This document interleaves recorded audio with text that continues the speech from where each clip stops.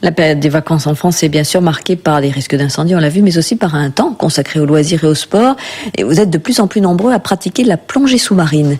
Et les enfants peuvent même s'y adonner dès l'âge de 8 ans. Vous voyez le reportage dans le Var d'Anne-Claire Coudray et Renaud Ville. Ils sont à peine plus hauts que leur bouteille et ils ont tout juste 8 ans, un âge qui les autorise enfin à découvrir le monde du silence. Un monde que leur ont déjà raconté un grand frère ou un papa.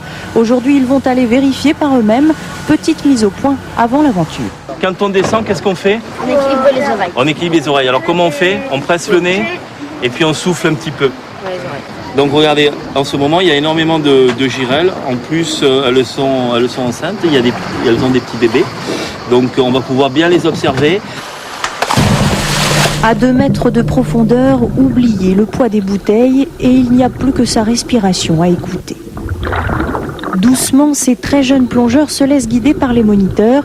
Il faut s'habituer à la pression qui bouche les oreilles, à de nouvelles sensations et à un nouveau langage. Ça veut dire ok, ça veut dire moyen.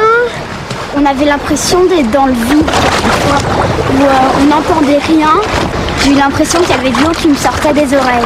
La surprise laisse alors la place à la découverte d'un univers étrange, jusqu'alors observé dans les livres et maintenant à portée de main.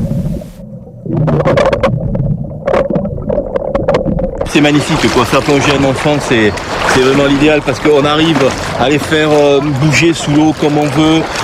Ils sont intéressés par le moindre petit poisson, ils sont émerveillés devant tout ça. Difficile alors de retrouver les règles de la pesanteur. Beaucoup d'énergie et d'émotion ont été laissées sous l'eau, concentrées sur 15 minutes, évidemment trop courtes. Le souvenir risque, lui, de durer très longtemps.